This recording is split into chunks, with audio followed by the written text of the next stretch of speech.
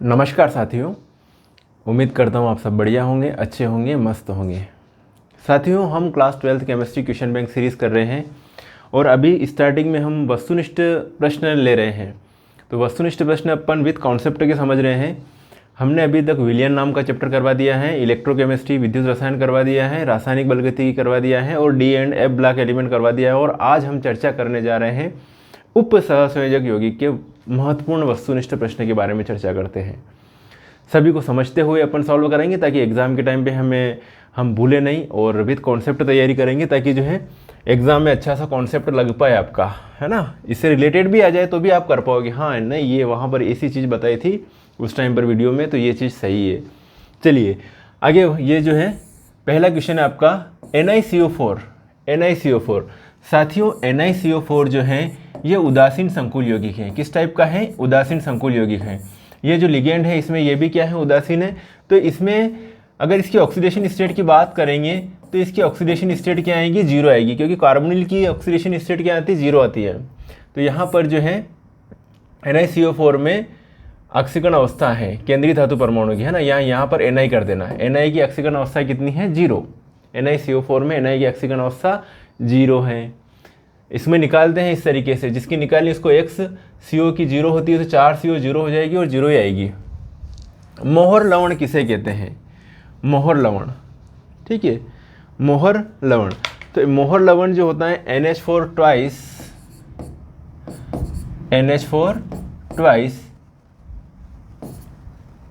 FeSO4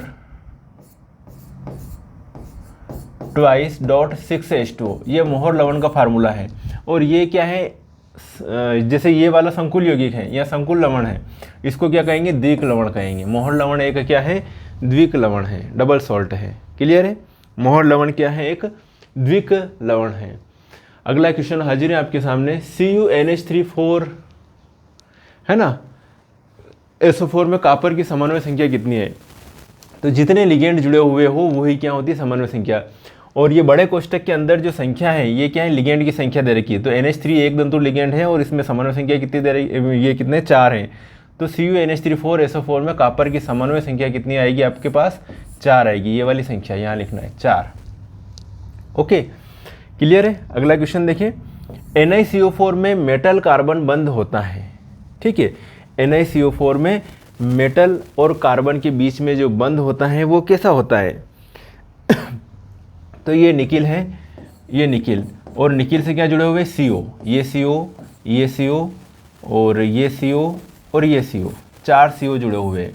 इसमें CO जो है, कार्बन जो है इसको लोन पेयर दे रहा है, ये लोन पेयर दे रहा है। तो ये वाला बॉन्ड लिगेंड टू मेटल, ये लिगेंड है, ये मेटल है। लिगेंड टू मेटल की तरफ कौन सा बंध बना बेटा? सिग्मा बॉन्ड बना। अब जो है एक कंडीशन और हो सकती है कि मेटल टू लिगेंड की तरफ बॉन्ड बने, इधर से इधर की ओर, इसके पास खाली ऑर्बिटल हो उसमें ये दे, तो उस कंडीशन में कौन सा बॉन्ड बनेगा? पाई बॉन्ड बनेगा। कौन सा बनेगा? Pi bond. तो यहाँ पर जो कार्बोनिल लिगेंड होते हैं वहाँ पर दोनों प्रकार के बॉन्ड बनते हैं, एक तो सिग्मा बनता है और एक पाई बॉन्ड बनता है। मेरी बात सुना, इधर से इधर की ओर कौन सा बनेगा? पाई बॉन्ड, ठीक है। ये वाला सिग्मा और ये वाला पाई। मतलब ये कह सकते हैं कि आप लिगेंड टू मेटल की तरफ बॉन्ड बन रहा है, लिगेंड टू मेटल की तरफ, तो वो सिग्मा होगा। और मेटल टू लिगेंड की तरफ बॉन्ड बन रहा है, मेटल से लिगेंड की तरफ बॉन्ड बन रहा है, तो वो होगा पाई बॉन्ड। कौन सा होगा? Pi bond. मेटल से लिगेंड, तो मेटल से लिगेंड की ओर कौन सा बनेगा? Pi bond. Ligand to metal की तरफ कौन सा बनेगा? Sigma bond. Ligand to metal की तरफ sigma bond, metal to ligand की तरफ पाई बॉन्ड बनता है। तो यहाँ पर दोनों प्रकार के बंध बनते हैं, तो सिग्मा एम पाई बॉन्ड दोनों बंध बनते हैं। NiCO4 में मेटल कार्बन बंध होता है, किस टाइप का? दोनों प्रकार का होता है इसमें। ओके, आगे बढ़े।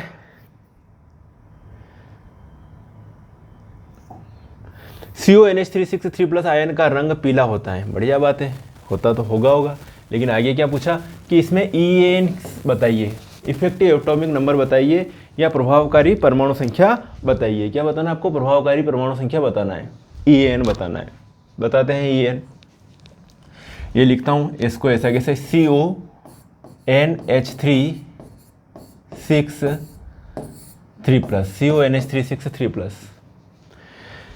क्या चाहिए भैया इसको? ये निकालना है, EN निकालना है, प्रभावी परमाणु संख्या निकालना है। जिसकी निकालना है उसकी क्या माना, इसकी ऑक्सीडेशन स्टेट सबसे पहले तो ये मालूम होना चाहिए। तो इसकी ऑक्सीडेशन स्टेट कितनी आएगी, +3 आएगी। कितनी आएगी, +3। कैसे आएगी, X + 6 अमोनिया की होती 0 और बराबर +3, तो इसकी ऑक्सीडेशन स्टेट कितनी आ रही है, +3 आ रही है। तो कोबाल्ट के पास जो परमाणु क्रमांक होता है, कोबाल्ट का कितना होता है, 27, और CO+ के पास इलेक्ट्रॉनों की संख्या कितनी होगी, CO3+ के साथ, CO3+ के पास कितनी होगी, अब इलेक्ट्रॉनों की संख्या, कोबाल्ट के पास इलेक्ट्रॉनों की संख्या 27 है और CO3+ के पास 3 कम कर दो तो कितनी हो जाएगी, 24। कितनी हो जाएगी, 24। ठीक है, इसके पास कितने इलेक्ट्रॉनों की संख्या कितनी, 24, और एक लिगेंड 2 इलेक्ट्रॉन देता है। एक लिगेंड कितने इलेक्ट्रॉन देता है, 2 इलेक्ट्रॉन। तो इसमें 6 लिगेंड जुड़े हुए हैं। कितने, 6। कितने, 6 लिगेंड, 6 अमोनिया जुड़े हुए हैं। जैसे ये NH3, ये NH3, फिर NH3, फिर भाई साहब NH3, और यहाँ पर NH3, यहाँ पर NH3। तो एक लिगेंड 2 इलेक्ट्रॉन दे रहा है, तो 6 लिगेंड मिलकर इसको कितने दे रहे हैं, 12 इलेक्ट्रॉन। तो 24 + 12, तो लिगेंड द्वारा प्राप्त इलेक्ट्रॉन, लिगेंड द्वारा प्राप्त इलेक्ट्रॉन। तो जब डेफिनेशन आया कि इफेक्टिव एटॉमिक नंबर किसे कहते हैं, EN किसे कहते हैं, या प्रभावी परमाणु संख्या किसे कहते हैं, तो केंद्रीय धातु परमाणु के पास उपस्थित इलेक्ट्रॉन की संख्या तथा उपसहसंयोजक बंध बनता है उस समय लिगेंड से प्राप्त इलेक्ट्रॉनों की संख्या के योग को प्रभावकारी परमाणु संख्या कहते हैं। तो इस केंद्रीय धातु परमाणु के पास कितने हैं, +3 ऑक्सीडेशन स्टेट में है ये वाला केंद्रीय धातु परमाणु। +3 ऑक्सीडेशन स्टेट में तो इसके अंदर इलेक्ट्रॉन 27 है, 3 कम हो गए, +3 CO3+ में तो 24 तो ये हो गए, और लिगेंड द्वारा कितने मिले, 12, तो 24 और 12 कितने हो गए, 36। तो यहाँ पर डी वाला ऑप्शन सही आएगा, डी वाला ऑप्शन सही आएगा। समझने की कोशिश कीजिएगा, है ना। नहीं समझ में आता इसीलिए तो समझना जरूरी है, इसीलिए तो वीडियो देखना जरूरी है। ठीक है, समझ में आ जाता तो फिर देखने की जरूरत नहीं है आपको। संकुल यौगिक में लिगेंड क्या होते हैं, जैसे ये लिगेंड है ना, अमोनिया लिगेंड है। तो संकुल यौगिक जो भी होते हैं उसमें बीच में मेटल रहता है, और क्या है, लिगेंड। तो लिगेंड अलग अलग 2 हो सकते हैं, 3 हो सकते हैं, 4 हो सकते हैं, 5, 6 जो भी हो सकते हैं लिगेंड। तो लिगेंड, ये लिगेंड, ठीक है, ये लिगेंड है। तो जो लिगेंड है, लिगेंड क्या देते हैं, एकांकी इलेक्ट्रॉन युग्म देते हैं। तो लिगेंड, संकुल में लिगेंड क्या है, इलेक्ट्रॉन युग्म ग्रहण करते हैं या इलेक्ट्रॉन युग्म दान करते हैं। तो भाई साहब इलेक्ट्रॉन युग्म दान करते हैं, बी वाला ऑप्शन जो है इसका सही है। इलेक्ट्रॉन युग्म क्या करते हैं, ये दान करते हैं। ओके, यहाँ तक क्लियर है बेटा। आगे बढ़े, लाइक कीजिएगा और शेयर कीजिएगा अपने दोस्तों को, साथियों को, सभी का भला हो, है ना। ज्ञान बांटने से बढ़ता है। आप प्रैक्टिस भी करते हो और अपने साथियों को, दोस्तों को बता दोगे तो एग्ज़ाम के लिए आपका रिवीजन हो गया एक तरह से, है ना। आगे के लिए याद रहेगा। कभी ये मत सोचना कि यार ये हमसे आगे निकल जाएगा। भैया कंपटीशन तो बहुत बड़ी दुनिया से आपका, वो अपने दोस्तों से थोड़ी कंपटीशन है क्या, है ना। वो तो एक तुच्छ सी कंपटीशन हो जाएगी। कंपटीशन करो दुनिया से करोगे, हाँ मैं सबसे ज़्यादा मार्क्स लाऊंगा, मैं सबसे ज़्यादा हाईएस्ट बनूंगा, है ना। टारगेट बनाओ, पहले स्कूल का टारगेट कि स्कूल में हाईएस्ट अपने, फिर डिस्ट्रिक्ट का, फिर स्टेट का, फिर नेशनल। बहुत बढ़िया, चलिए आगे बढ़े। सामान्यतः परमाणु का समूह लिगेंड के समान कार्य करता है। सामान्यतः परमाणु का समूह लिगेंड के समान कार्य करता है। कौन सा 7वां कहाँ पे रहा यार, 6 ही हो गए। अरे डायरेक्ट एक बीच का गायब हो गया। चलिए देखते हैं उसको फिर। सामान्यतः परमाणु का समूह लिगेंड के समान कार्य करता है। कौन से परमाणु का समूह लिगेंड के समान कार्य करता है, तो यहाँ पर लिगेंड, सामान्यतः परमाणुओं का समूह लिगेंड के समान, उदासीन का, जैसे ये H2O है ना, अमोनिया है। तो सामान्यतः परमाणुओं का समूह लिगेंड के समान कार्य कर सकता है, वे उदासीन अणु हो। क्या हो, वे उदासीन अणु हो। ओके, उपसहसंयोजी यौगिक में किसी धातु की उपसहसंयोजन संख्या, जो भी कोऑर्डिनेशन कंपाउंड बनते हैं उसमें जो उपसहसंयोजन संख्या होती है वो उनको कहते हैं अपन भैया द्वितीयक संयोजकता। क्या कहते हैं उसको, द्वितीयक संयोजकता के समान होती है। निम्न में से कौन सा यौगिक उपसहसंयोजक यौगिक नहीं है। पोटेशियम फेरोसाइनाइड बिल्कुल है, पोटेशियम फेरोसाइनाइड है, पोटेशियम फेरिसाइनाइड भी है, फेरस अमोनियम सल्फेट भी है, और टेट्राएमीन कॉपर सल्फेट, है ना। यहाँ पर सॉरी, पोटेशियम फेरोसाइनाइड है, पोटेशियम फेरिसाइनाइड भी है, और ferrous ammonium sulphate. Ferrous ammonium sulphate जो है ये डबल सॉल्ट है, इसको क्या कहते हैं, द्विक लवण कहते हैं, द्विक लवण। और इसका जो फार्मूला होता है वही NH4 ट्वाइस, FeSO4 2.6H2O, तो ये डबल सॉल्ट आ गया, सॉरी, है ना। पोटेशियम फेरोसाइनेट K4FeCN6 जो भी हो सकता है, K4FeCN6, तो पोटेशियम हेक्सासाइनोफेरेट या पोटेशियम फेरिसाइनाइड है ना, फेरोसाइनाइड फेरिसाइनाइड जो भी है ये संकुल यौगिक में आएंगे। टेट्राएमीन कॉपर सेकंड सल्फेट ये भी संकुल यौगिक में आएगा। वो भाई साहब फेरस अमोनियम सल्फेट क्या है, डबल सॉल्ट है। मिटा देता हूँ।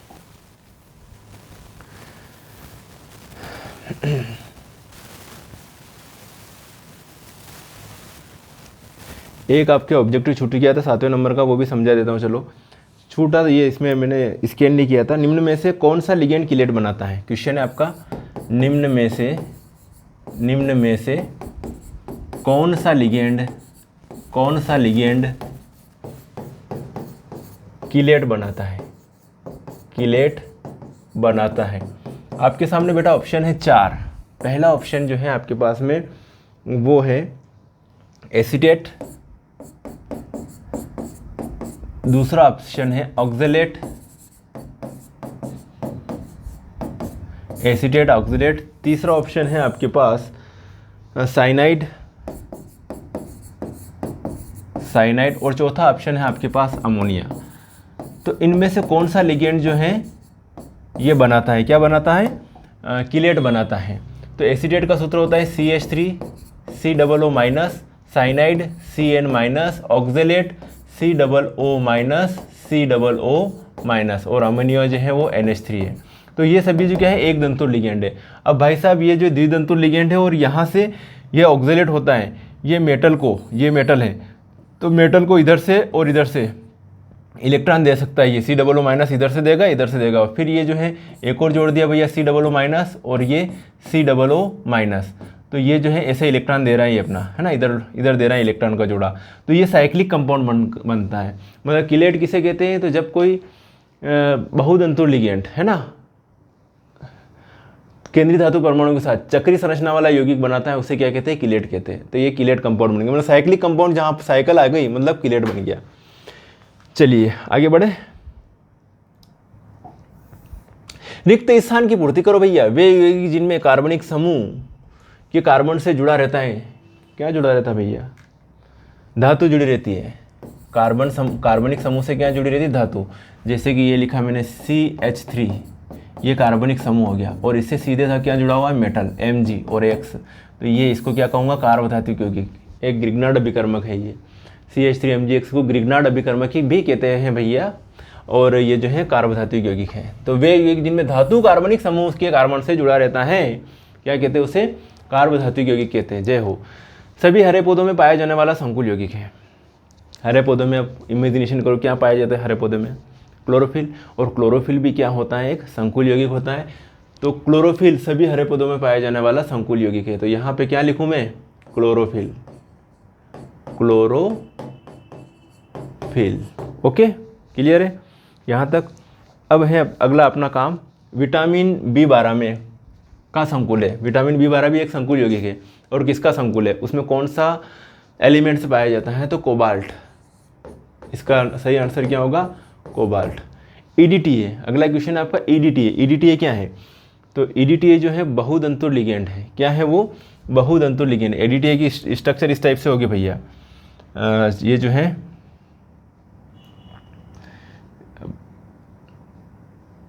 NCH2CH2N, और इधर भी CH2 COO- CH2 COO-, और इधर भी CH2 COO-, और ये CH2 COO-। ये है EDTA की संरचना, समझना। ये क्या है, EDTA। और EDTA मतलब मेटल को जोड़ेगा वो, तो यहाँ से भी दे सकता है इलेक्ट्रॉन, यहाँ से भी, यहाँ से भी, यहाँ से भी, यहाँ से भी, यहाँ से। एक षड्दंतुर लिगेंड या बहुदंतुर लिगेंड कहते हैं। तो भाई साहब ये बहुदंतुर, इसका आंसर क्या आएगा, EDTA क्या है, बहुदंतुर लिगेंड है। ओके, इलेक्ट्रॉन युग्मदाता कहलाते हैं। अभी बताया था जो इलेक्ट्रॉन देता है केंद्रीय परमाणु को संकुल यौगिकों में, कोई लिगेंड दे रहा है, इलेक्ट्रॉन दे रहा है ना, ये लिगेंड इलेक्ट्रॉन युग्मदाता, उसको क्या कहते हैं, इलेक्ट्रॉन युग्मदाता को लिगेंड्स। जो इलेक्ट्रॉन युग्म दे रहा है उसको क्या कहते हैं, लिगेंड्स। लिगेंड तथा धातु आयन के मध्य कौन सा बंध बनता है भैया, ये वाले बंध, ये लिगेंड और धातु आयन के मध्य उपसह संयोजक। क्या बनेगा, उपसह संयोजक। किस टाइप का बंध बनेगा, लिगेंड और धातु आयन के बीच में, लिगेंड और धातु के बीच में इस टाइप के बंध को, एरो वाले को क्या कहते हैं, उपसह संयोजक बंध। प्रस्फुटन रोधी कार्बोदात्विक किसे कहते हैं, तो टेट्राएथिल लेड। टेट्राएथिल लेड का फार्मूला है C2H5 4Pb। इसका नाम है टेट्राएथिल लेड। 4 है, 4 एथिल ग्रुप, टेट्राएथिल लेड। उपसहसंयोजक यौगिक का सिद्धांत दिया था किसने, वर्नर ने। आंसर भी यहीं भी लिखा हुआ है, किसने, वर्नर ने दिया। उपसहसंयोजक यौगिकों का सिद्धांत किसने दिया, वर्नर भाई साहब ने दिया। अगला है फेरोसिन में 2 साइक्लोपेंटाडाइनिल रिंग के बीच परमाणु होता है। 2 साइक्लोपेंटाडाइनिल रिंग के बीच कौन सा परमाणु होता है, आयरन। कौन सा होता है भैया, आयरन परमाणु होता है। इसको मिटा रहा हूँ मैं, आपको स्क्रीनशॉट लेना हो ले लो। यहाँ पे आ जाएगा Fe, आयरन परमाणु होता है। आगे बढ़ता हूँ मैं, है ना। इसको देखो बता देता हूँ मैं कैसे होता है साइक्लोपेंटाडाइनिल रिंग। ऐसे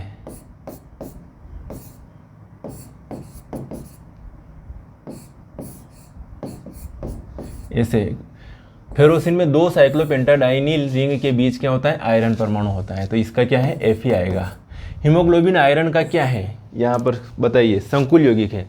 हीमोग्लोबिन अपने ब्लड में पाया जाता है, क्लोरोफिल पौधों में पाया जाता है। तो हीमोग्लोबिन आयरन का क्या है, यहाँ पर सही आंसर क्या आएगा, संकुल यौगिक। संकुल यौगिक है। यहाँ तक क्लियर है भैया, क्लियर तो होगा ही जब मैं पढ़ा रहा हूँ तो, है ना, क्लियर तो होना ही है बेटा। अब देखो आपके सामने कुछ सही जोड़ियाँ रब ने मिला दी जोड़ी। EDTA अभी जस्ट बताया था, EDTA बहुतंतुर लिगेंड। क्लोरोफिल में क्या पाया जाता है, मैग्नीशियम, है ना, मैग्नीशियम पाया जाता है क्लोरोफिल में।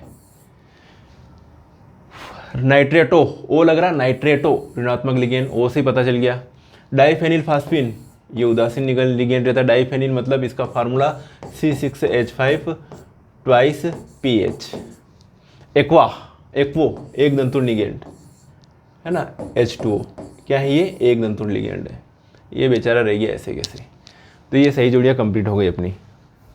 क्लियर है बेटा, क्लियर तो होगा ही, ठीक है। चलो चलें आगे, एक शब्द वाले बस, अब है एक शब्द वाले, 1 वर्ड क्वेश्चन। आपके सामने क्वेश्चन हाजिर है, हाजिर है भाई, हाजिर है क्वेश्चन हाजिर। केंद्रीय धातु आयन से जुड़े एक दंती लिगेंड की संख्या कहलाती है। जो केंद्रीय धातु परमाणु होता है उससे जुड़े एक दंतुर लिगेंड की संख्या क्या कहलाती है, उपसहसंयोजन संख्या। जैसे अभी जस्ट बात करी थी अपन ने, जैसे NiCO4, ये एक दंतुर लिगेंड है, क्या कहलाएगी, 4 क्या है, उपसहसंयोजन संख्या। तो केंद्रीय धातु आयन से जुड़े एक दंतुर लिगेंड की संख्या कहलाती है उपसहसंयोजन संख्या। आंसर भी लिखा हुआ है, यही है। ओके, क्लियर है यहाँ पर।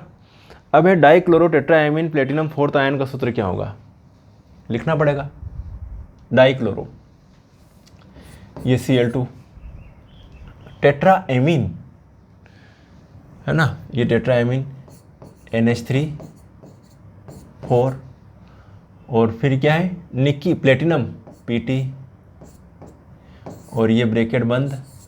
और यहाँ पे अगर ब्रैकेट के ऊपर मैं 2+ लिख दूँ, क्या लिख दूँ, 2+ लिख दूँ, तो इसकी ऑक्सीडेशन स्टेट कितनी आ जाएगी, 4 आ जाएगी। PtCl2 NH3 ट्वाइस, और ऊपर क्या लिखूँ, 2+, क्योंकि इसकी ऑक्सीडेशन स्टेट निकालेंगे बेटा अपन।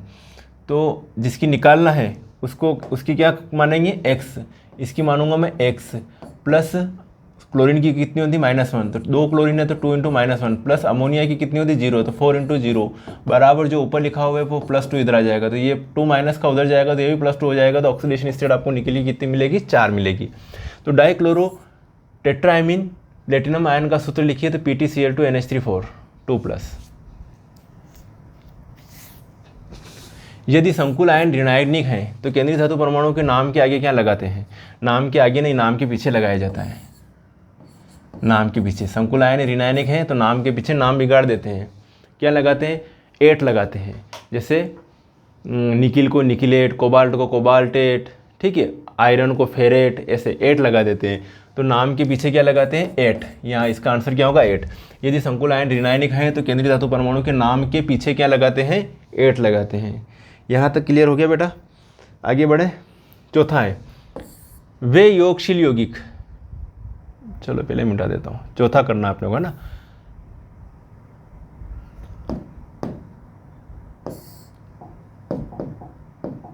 वे योगशील यौगिक जो क्रिस्टल जालक के रूप में ही स्थायी होते हैं किंतु जलीय विलयन में अपने यौगिकों में पूर्णतः टूट जाते हैं। तो ये जब संकुल यौगिक और द्विक लवण है ना, उनका अंतर पढ़ोगे तो वहाँ आ जाएगा। तो ये कौन सा होते हैं? इनको कहते हैं द्विक लवण। द्विक लवण, जैसे कि अभी मैंने मोहर लवण का एग्जाम्पल दिया था, वो क्या था? NH4 twice FeSO4 twice dot 6H2। ये तो सभी में टूट जाता है पूरी तरह। और संकुल यौगिक जो होते हैं वो आंशिक वियोजित होते हैं और द्विक लवण आयनों में पूरी तरह से वियोजित हो जाते हैं। वे आणविक या योगशील यौगिक जिनका अस्तित्व जलीय विलयन या विलायक के विलयन में भी विद्यमान रहता है तो उसे क्या कहेंगे? संकुल यौगिक। संकुल यौगिक या संकुल लवण। यहाँ तक क्लियर है? संकुल यौगिक या संकुल लवण। अगला है आपका लिगेंड में वह विशिष्ट परमाणु जो वस्तुतः इलेक्ट्रॉन युग्म देता है। इलेक्ट्रॉन युग्म देता है वो क्या कहलाता है? लिगेंड में वह विशिष्ट परमाणु जो वस्तुतः इलेक्ट्रॉन देता है क्या कहलाता है? उसे दाता परमाणु। दाता परमाणु। दाता जो देता है वो दाता। आपके लिए आपके पेरेंट्स क्या है? दाता, जो आपको देते हैं जो भी आपकी रिक्वायरमेंट होती है वो। समझ में आया? चलिए, धातु या धातु आयन के साथ संयोजन कर, जैसे अभी मैंने ऑक्जेलेट का एग्जांपल बताया था ना कि COO माइनस और ये COO माइनस है ना, तो ये मेटल को दे रहा है यहाँ से भी यहाँ से भी, और ये COO सॉरी ऐसे लिखता हूँ COO माइनस COO माइनस, ये इधर से भी दे रहा है। साइक्लिक कंपाउंड बन रहा है, चक्री यौगिक बन रहा है, तो उसे अपन क्या कहेंगे? किलेट।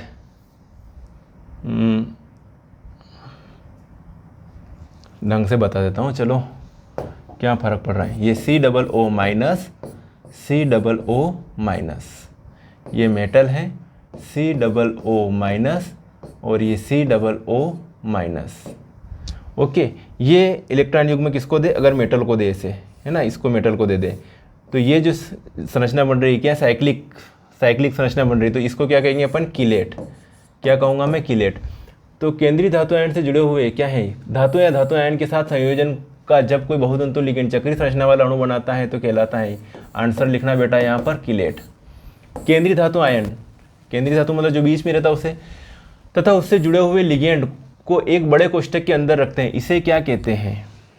ठीक है, जैसे ये लिख रहा हूँ K4 और ये FeCN6। अब ये बड़े कोष्ठक के अंदर जो लिखा हुआ है उसको क्या कहते हैं अपन? उप सहसंयोजन क्षेत्र। ये वाला एरिया जो रहेगा, इस एरिया को मैं क्या कहूँगा? उप सह संयोजन क्षेत्र। क्या लिखूंगा? उप संयोजन क्षेत्र। तो इसका आंसर आएगा उप सह संयोजन क्षेत्र। सह संयोजन क्षेत्र। अब मेरी बात सुनना, उप संयोजन संख्या 6 वाले संकुल आयन का आकार होता है। जिन जिन की 6 होती हैं उनका क्या होता है? संकुल आयन का आकार उनका होता है अष्टफलकी। कैसा होता है? अष्टफलकी। और जिनमें 4 होता है उनका, उनमें 2 तरह का होता है संकुल आयन का आकार। एक तो चतुष्फलकी भी हो सकता है और एक वर्ग समतली भी हो सकता है। याद रखना, 4 हो तो। और अगर 2 लिगेंड जुड़े हुए तो उनका आकार कैसा होता है? रेखीय होता है। तो कुछ याद रखना है ना। उप संख्या 6 वाले संकुल आयन का आकार कौन सा होता है? अष्टफलकी। अब अष्टफलकी में 2 होते हैं, एक तो बाह्य अष्टफलकी और आंतरिक अष्टफलकी। तो आप अष्टफलकी लिखोगे चलेगा। वर्नर की प्राथमिक संयोजकता से निर्मित बंध क्या कहलाता है भैया? विद्युत संयोजी। प्राथमिक संयोजकता से विद्युत संयोजी बंध बनता है और द्वितीयक संयोजकता से उप सहसंयोजक बंध बनता है। याद रखना। तो यहाँ पर क्या कहेंगे? विद्युत संयोजी। विद्युत संयोजी या आयनिक। विद्युत संयोजी लिखो या आयनिक लिखो, एक ही बात है भैया। आयनिक बंध बनता है। तो बच्चों, मैं उम्मीद करता हूँ कि आपको ये वीडियो अच्छी तरह से, बेहतरीन तरीके से आपका जो सिलेबस कवर करने में या वस्तुनिष्ठ प्रश्न कवर करने में ये वीडियो निश्चित ही काम आया होगा। और शांत मन से पढ़िए, मतलब ठहराव होना चाहिए पढ़ाई में। बिना ठहराव के आप कभी पढ़ाई कर ही नहीं सकते। माइंड को तो उचकाना है ही नहीं। आपका माइंड तो यहाँ जा रहा है, वहाँ जा रहा है, बाहर जा रहा है, दोस्तों से मिलने जा रहा है, कहीं से कहीं चला जाता है थोड़ी देर में। लेकिन उस माइंड को क्या करना, सेटल रखना। और जब तक सेटल नहीं रखोगे तब तक पढ़ाई नहीं होगी, क्योंकि पढ़ाई हमेशा सेटल माइंड से ही होती है। चलिए मिलेंगे फिर नेक्स्ट वीडियो में, तब तक के लिए ओके बाय, जय हिंद।